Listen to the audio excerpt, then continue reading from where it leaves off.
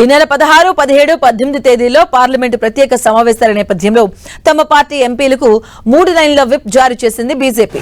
ఎంపీలంతా ఈ సమావేశాల సమయంలో తప్పనిసరిగా హాజరు కావాలని ఆ విప్ లో కోరింది. కేంద్ర మంత్రులతో సహా ఎంపీలంతా ఈ 3 రోజులు సభలోనే ఉండాలని సూచించింది.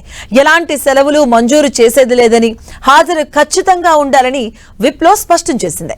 పార్లమెంటు ప్రత్యేక సమావేశాల్లో ప్రభుత్వం మహిళా రిజర్వేషన్ సవరణ బిల్లుపై దృష్టి పెట్టడం, రిజర్వేషన్ అమలు కాల పరిమితికి సంబంధించి కీలక సవరణలు చేసే అవకాశం ఉంది.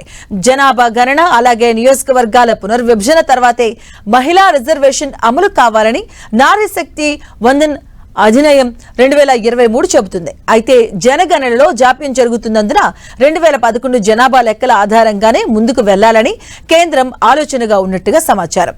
పార్లమెంటు ప్రత్యేక సమావేశాల్లో 2029 లోక్సభ ఎన్నికల నుంచి మహిళా రిజర్వేషన్లు అమలయ్యేందుకు పార్టీలకు అతీతంగా అందరూ ఏకగ్రీవంగా మద్దతు తెలపాలని ఎంపీలను ప్రధాని మోదీ కోరారు.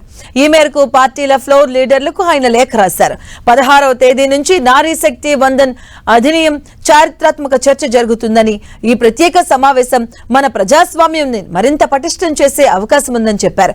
ఇక సవరణ బిల్లుకు ఆమోదం తెలుపుతూ పార్లమెంటు ఏకగ్రీవంగా నిర్ణయం తీసుకుంటుందన్న గట్టి నమ్మకం తనకుందన్నారు.